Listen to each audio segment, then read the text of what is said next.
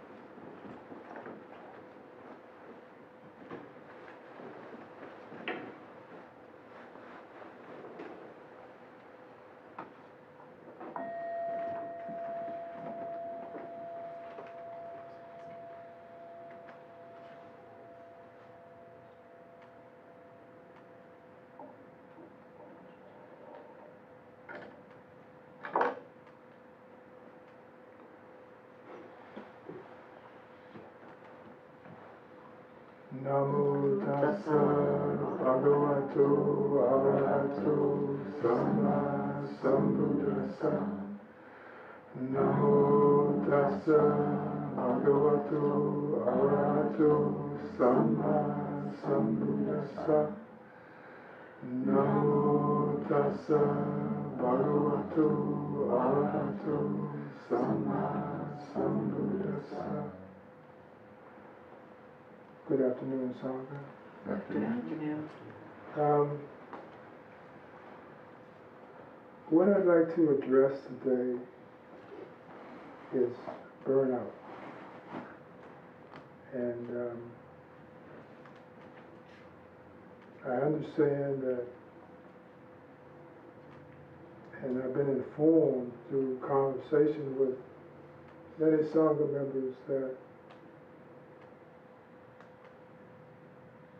the conventions of this day and what it takes to navigate them are making us weary and tired. That we feel that we are struggling against an unfair system that is designed to aggravate, to diminish the importance of my ideas or my plans for doing it, my thoughts about how it works best. And I would like to suggest that we vector a little bit, that we change our attitudes a little bit about how to struggle with the system, with the reality of samsara. So the first thing is not to struggle. The first thing is to have an awareness of what is present before me, the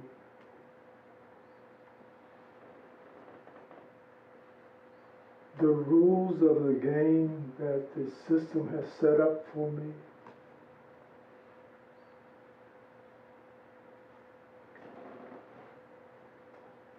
And then do my best to work within those parameters.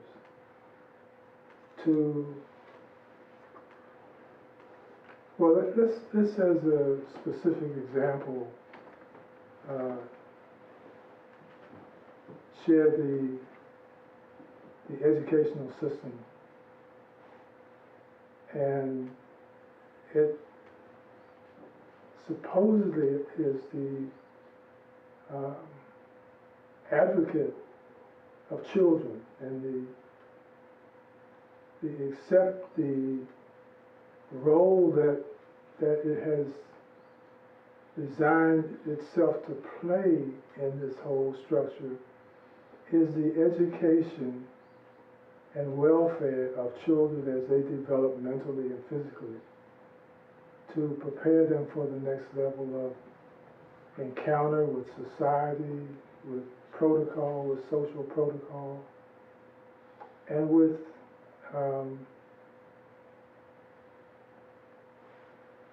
usefulness in the world as we understand it to be.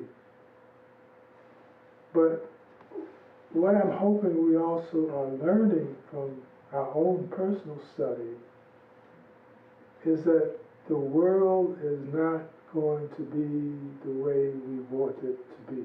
I mean, it's not that's the way it's designed to aggravate us, to piss us off. It is the way it's designed to be. That is impermanence. And it's going to change. As soon as we think we got it, as soon as we think we've got the answers, as soon as we think it is very clear, they change the rules. It could be the administrators of the program at my school or my business. It could be my partner, that they change the rules. They don't love me anymore because I'm the way I am. They want me to be different. The point is, we as practitioners should understand and know that no matter how clearly we see and are motivated by our reality in the moment, it is going to switch. It is going to change. And it is for us to develop tools where we will not be frustrated by that change, where we are able to accept the change and say, okay, well, what now? What do I have to do? Not what does the system, the administration have to do, but what is it that I have to do to continue to be functional and an advocate of, in the case of the school system, or in the case of the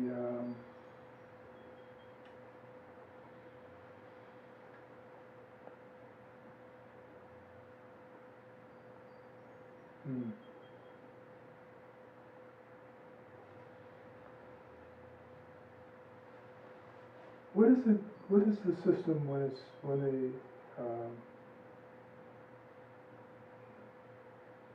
take on the raising and education of children? What is that? More of a foster care or an advocacy group? Yeah, an advocacy. That's good enough. So the first thing I have to do is to take away from my own mental imaging the fact that it's me against them. But it is all of us accepting a role in the rearing of children until they are able to understand reality enough to take care of themselves.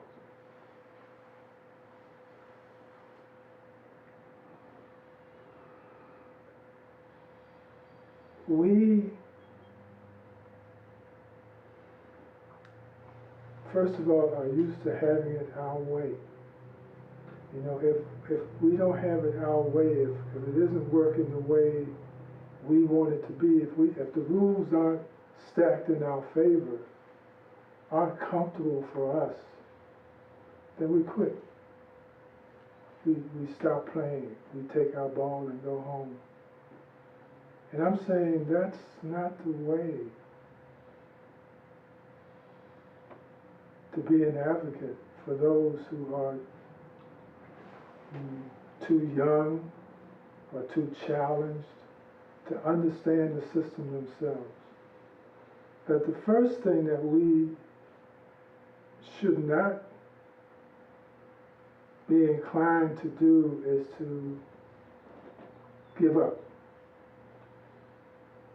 Why is that? Because if we give up, then who it is that's left to fight,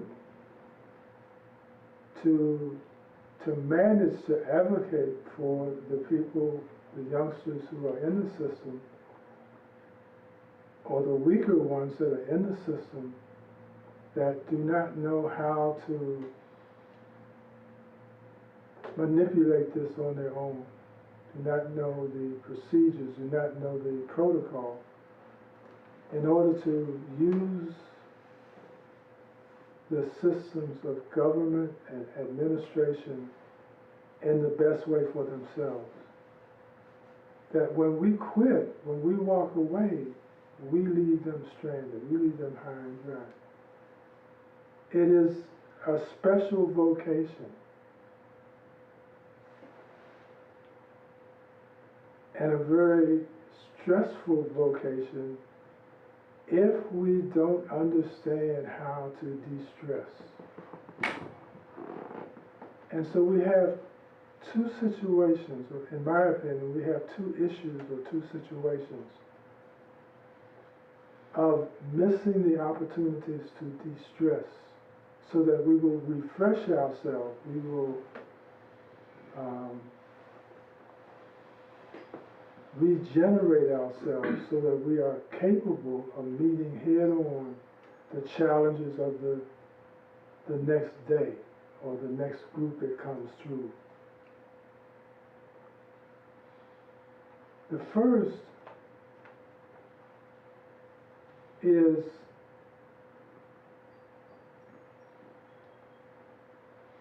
knowing how to let go, knowing how to back away from the confrontations that administration seems to pile up on us. That if we don't agree with the protocol that's suggested,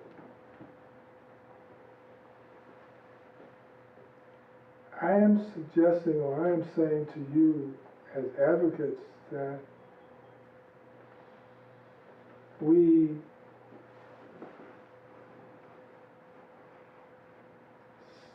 stay open and we listen to what is being suggested or projected by the administration,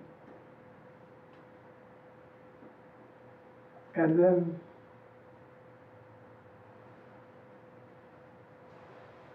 redesign or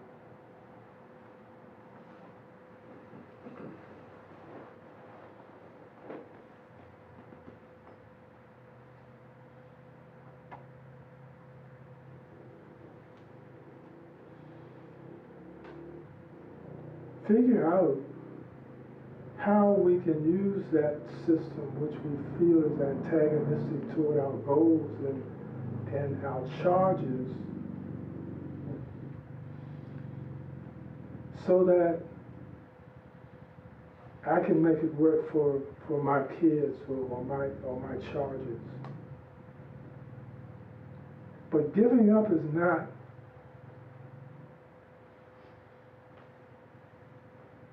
in my opinion, the way to resolve the confrontation or conflict between me and the administration. Because if I walk away, or if you walk away, there's no one left there to advocate. Because then we just leave our wards, if you will, our children, our team to the mercy, or we leave them at the mercy of the administration, who does not seem to be always inclined to be on the side of the people they should be on the side of. It's more about budget maybe, it's more about programs that are suggested that we do instead of what we know works because we put years into the system. Whether we talk about the educational system, whether we talk about the health system, it's all about being able to not be frustrated by the changes and to be able to take what is suggested or recommended from the administration and take it home and figure it out in a way that we will modify it so that it will be friendly to the group that we are advocating for. You understand? And do you know what I'm talking about? Okay.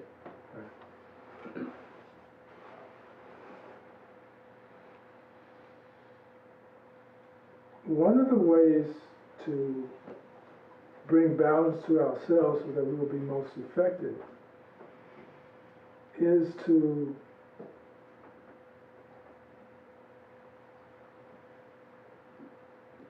take the whole system that's suggested and take it home and study it. Don't push against it, don't push at it simply because it's new and different.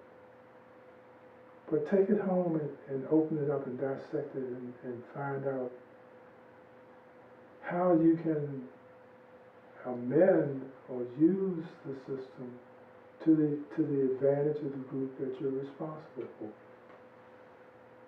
Again, what we're doing first of all is taking away the option of giving up and leaving. Because when we do that, we leave all of these people who cannot for themselves manipulate or conversate about the system with the administration. So we leave them at the mercy of the people we say are non-caring. And that's not what we want to do.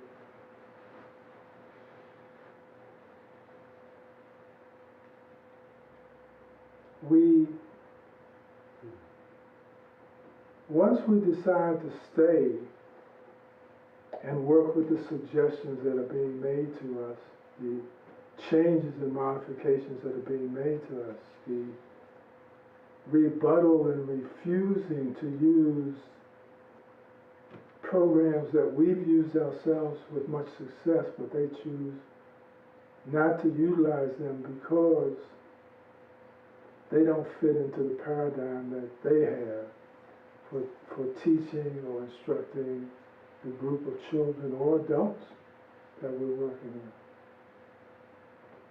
The other thing is to really understand why we have burnout.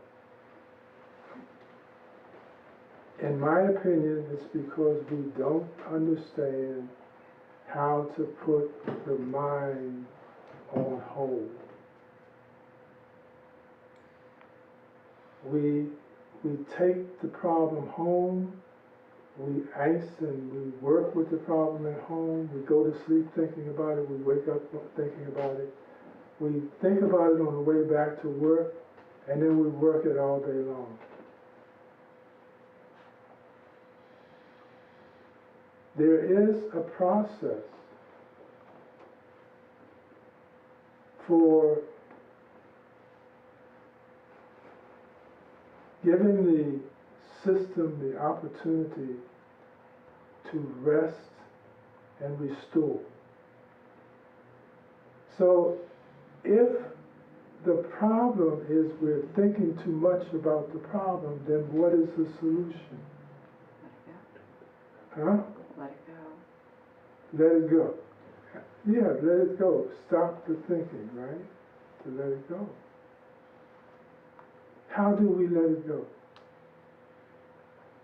Because, again, most people know that that's the resolution, is to let it go for a moment and come back to it the way we do with our taxes or the way we do with our own homework, where we say, I'm gonna take a break, I'm gonna drink a cup of coffee, I'll be back with this problem in a minute, I just can't figure it out right now.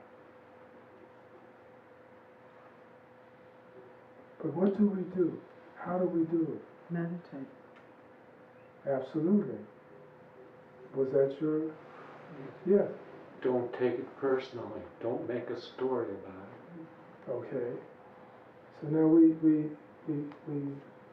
working somewhere, we're working with not taking an attack, it's not an attack on us. But most of us take it personally and allow it to chase us out of the building, away from the group that we say we are there to serve. Now that's not a win-win situation. That's not even a win situation. That's not even getting close to a win situation. We've abandoned the group that we say we were educated to assist. Okay? Yes? I appreciate this because if you ask a plethora of educators around this country, this year was just a Dante's Inferno in flames. I am the only person I know who can say, I didn't like it, wasn't easy, wasn't simple at all times. I loved this year. I loved how my administration handled it, but I took it from a very spiritual perspective, which is what I do with my kids anyway. And part of my mantra was, this is the year to be irreverent, and that doesn't make me irrelevant. It was the year of free flow, community, oneness, samsara, all wrapped up into one. But that was really, for me, I found this to be a very special, precious time, a once in an educational opportunity to really dig in hard and see, who am I as a person? What do my students need? What do my families need? And I'm grateful to my building level administrations and who I was surrounded by, because I saw people bow out. I saw people intoxicated with stress, but and that's really was part of it. Irreverence and irrelevance are completely different perspectives. And I do appreciate this because I found this to be a precious, beautiful year. I'm tired, really tired. But it was, I wouldn't be here without this. Hashtag sing more, dance more, glitter more, laugh more. Thank you, coronavirus, was literally what I put at the end of one of my little things that I had to send to administration. Loved it. All right. Thank you. Letting go of the unessentials and everything that's not important to us. Everything that is important to us is not necessarily essential to the solution. So what does that mean? That means, first of all, I've got to take me out of the equation. It's not about me, it's about my group that I'm advocating for. That's the first thing. And no matter what happens, I have to be vigilant that I'm not being pushed out because of someone else's issues with me. But I've got to demonstrate to myself and to others that I not only care about the group that I'm in charge of, but I also care about the administration. And the other teachers. So that I am willing to play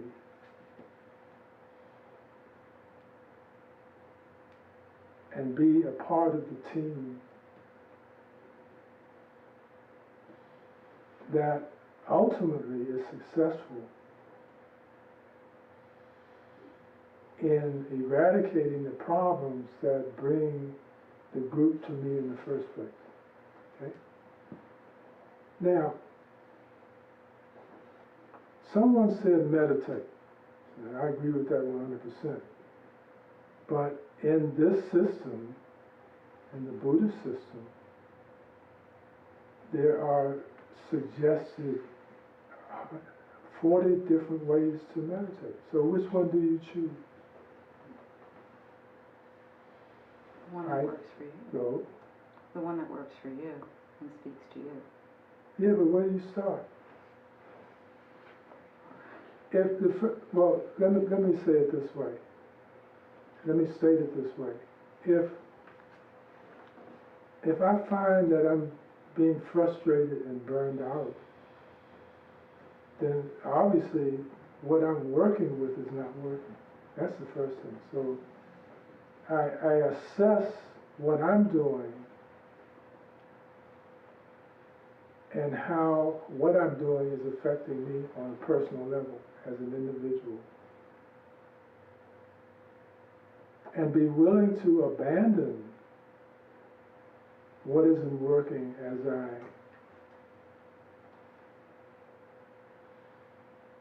search for and try to work with what might work for me and for the experience that I'm having. My recommendation is mindfulness of respiration. Why? Because if I am required to think about respiration, to lose myself in respiration, I have to abandon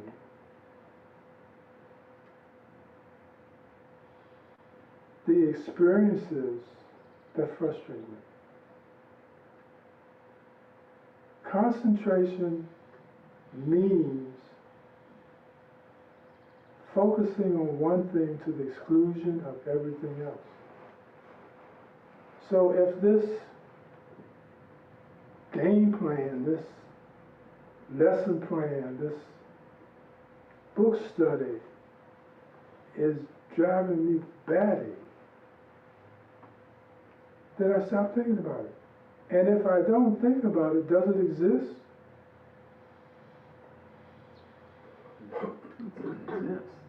No. if it is not a part of the expression of my sense gates, it does not exist. Now, I can go back and touch it, I can go back and reflect on it, and there it is again. But if I am inclusive or exclusive to one thing as opposed to that thing does not exist for me. Therefore, it cannot drive me batty.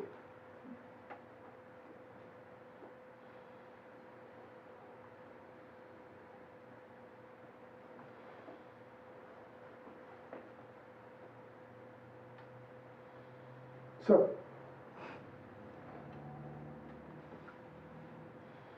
I know that for some of us, we can't believe, or we don't believe it's that easy. And it's not easy, because we have this function of brain that wants to go back and work on the problem, wants to go back and work on the situation, wants to go back and solve it, get it out the way. They feel that they don't want to carry it around with them. They don't want to be bothered with it anymore. So we want to hurry up and get this solved, get this resolved. But the quickest way to do that is to just put your attention on your breath. And nothing else will be there if you work it that way. Only movement of breath will be there.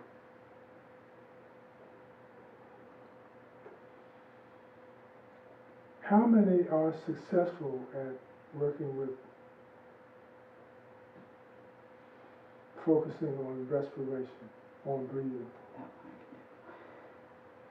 Do your problems go away when you are sitting there with your respiration? Yes. Yes? Right. Do they come back? Yes. Depends. Do you move away from them and go back to the breath? Okay. So my point is, for a while you have to dance with it, and you have to accept the fact that I'm not quite there yet where I can put my attention on my intention and hold it there until I'm ready to stop. Your practice is to develop that ability. Because up until the point in our existence, we are used to being torn apart by our own experiences, our own life experiences. And we don't know whether to put our minds here, our attention here, or over here. What we think is we have to solve the problem first, because this is what we're taught. We have to solve the problem first. Once I finish with the problem, then I can sit back and relax. But as we can see through conversing with friends and talking to ourselves at night, that if we don't, first of all, address where the tension is, where the, not problem, but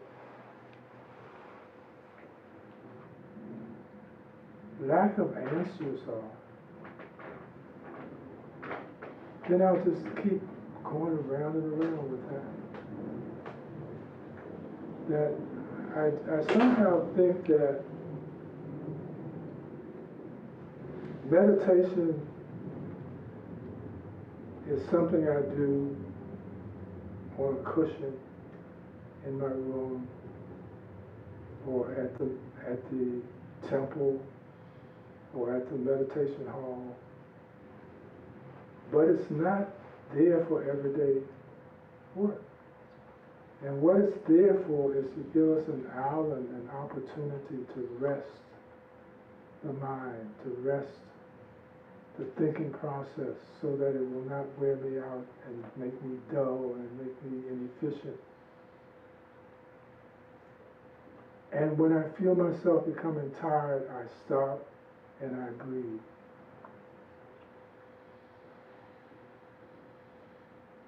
And this is my suggestion for those of you who do not use breathing, but find themselves getting frustrated or burned out by realities of life.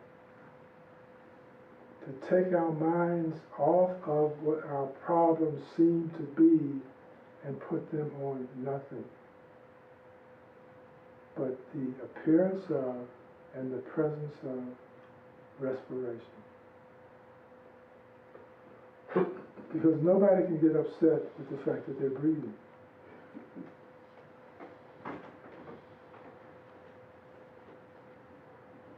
Just doesn't make sense.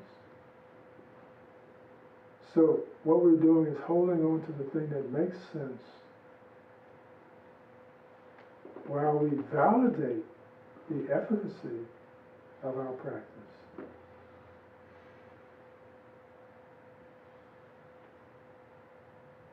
Are there any questions?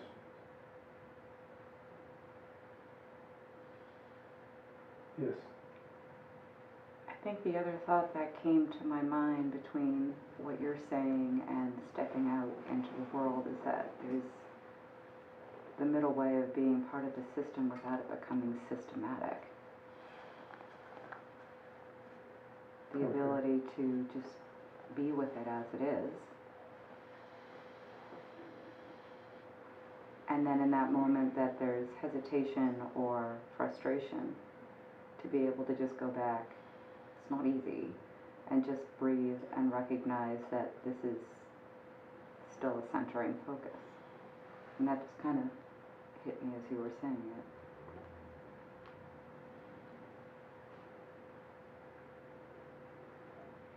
Are you saying that there's a need to develop the wisdom to know when you should go back and refresh yourself, refresh your mind? That insight, that internal cue of recognition where before you hit that space of I'm over this, I'm over the edge, to kind of know, and that's a tricky little crevasse to be able to know that space before you jumped the shark like they did. Okay. And to be able to back up, to realize this is my system default. It's not systematic like I just do it 30 minutes in the morning. It's the toolbox. Okay. You've always known, and you've always gotten a signal because the mind becomes impaired. It's not clear. It no longer offers you the ability to be as sharp as you know you are. Okay? And that is the signal to stop what you're doing, put it aside, and breathe. We fight that signal a lot of times because we want to hurry up and get it done. You know, I'm almost there, I'm almost finished. But I think we should allow the signal to influence us and to stop and breathe whenever we get the signal to stop and breathe. This is our fail-safe. This is our escape from burnout.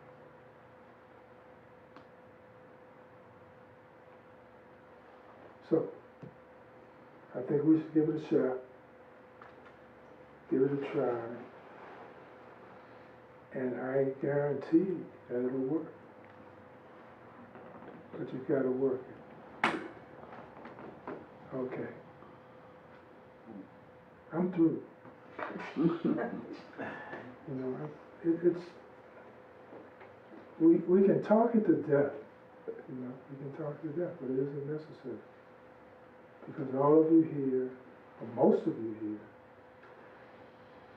have already got some large or small taste of the efficacy of this process. And it just requires just sitting back and chilling and watching the breath as it moves in and out of the nostril. Putting your attention on your intention and holding it right there, one place. Not following it inside the body and back out again. If you are one of those people who meditate by following the breath into the body and into the dantian or the lower abdomen, and then following it back out the body,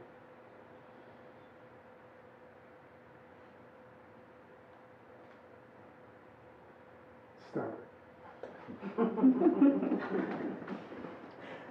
Okay.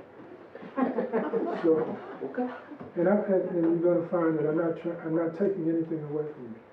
I'm giving you something. I'm giving you space. And that's what we all say when we get weary. I just need some space. Now you know what you're asking for. Is the freedom, the liberation from the crowding in of thoughts. Maybe we should do it this way, maybe we should do it that way. I hate the way that guy talks to me. I don't like the way they disrespect me. They don't listen to me. Blah, blah, blah. So,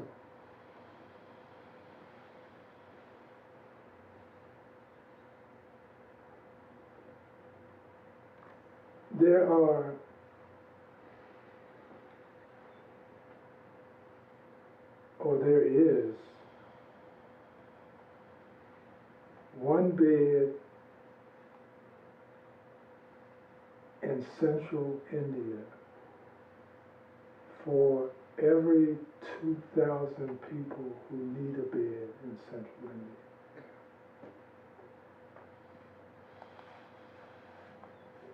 Now, a lot of you know that a part of what we've advocated since we've been together is working with groups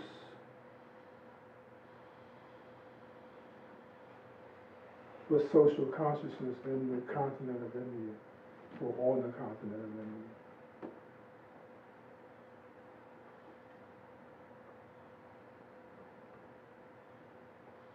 There are people floating along the river. There are people being left in lots, vacant lots, because there's just not enough people to bury all of them, and there are, for the people who are left to bury them, the idea that they're being overwhelmed by just the number of deaths per day in India.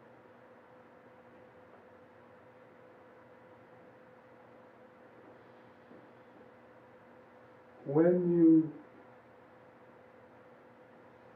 think, that's this thing again about thinking, when you think that your world is just so difficult, that there's just so much evil and darkness going on in your world, that you just want to throw your hands up and scream. Think about the villages that are dying every day, with no one left to bury those who are dying.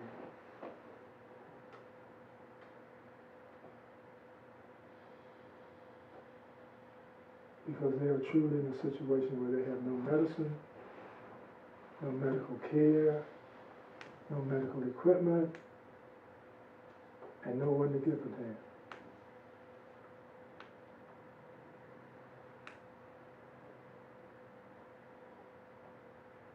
And here we are.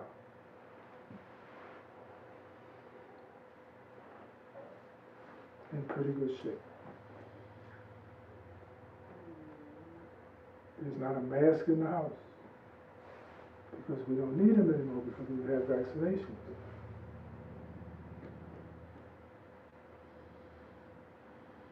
They are drinking cow's urine and cow dung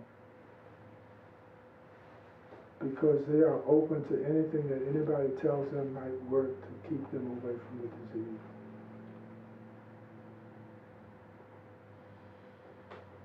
They're buying fire extinguishers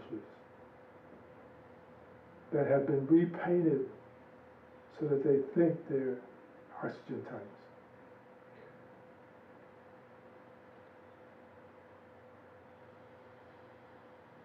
What I'm suggesting that you do when you have the thought that things are tough and this is terrible and I feel like I'm falling apart, just to realize that, no, it's not terrible here. You've got it pretty good here. So, remind yourself that you're truly blessed. Not because you're studying meditation, not because you know each other, but because you don't have to be in a place where nobody cares about you and everybody around you is dying.